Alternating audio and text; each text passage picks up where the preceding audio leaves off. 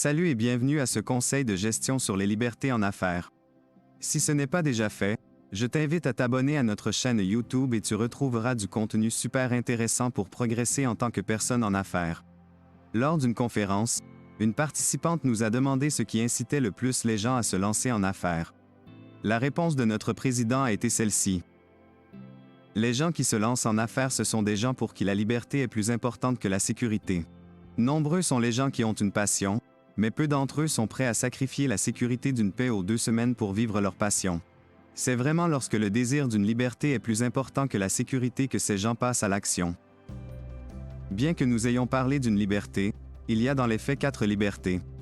Liberté financière. Liberté de temps. Liberté de choisir ses réalisations.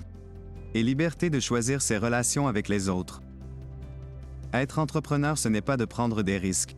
Bien au contraire. Être entrepreneur, c'est accepter de fournir des efforts et de sacrifier sa zone de confort pour ces 4 libertés. Qu'est-ce que veut dire sacrifier sa zone de confort?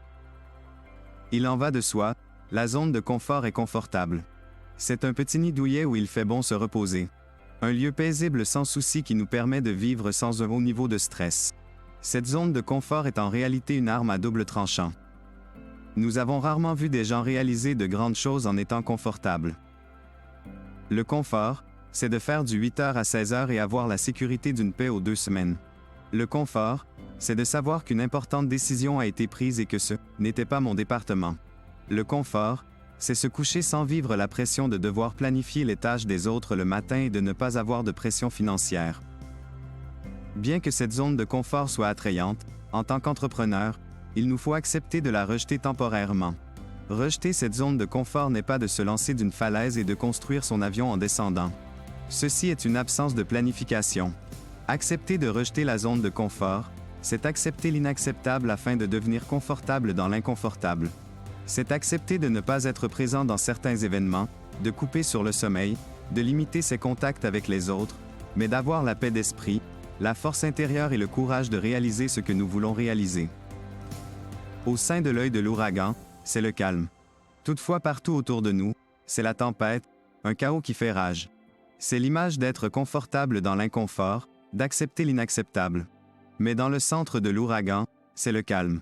En dehors des limites de ce centre, il y a un désordre qui ne cherche qu'à nous attraper et à nous expulser.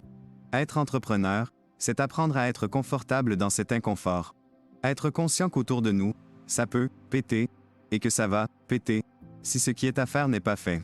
Il ne faut toutefois pas se laisser abattre du fait que nous avançons lentement. L'ouragan avance à pas de tortue et finit par s'atténuer lorsqu'il a terminé son œuvre. Chaque pas que vous faites, comme l'ouragan, est un pas de plus vers ces libertés. Vivez l'expérience Humaprise en nous contactant et Coach Humaprise discutera avec vous pour vous accompagner à devenir un gestionnaire plus efficace.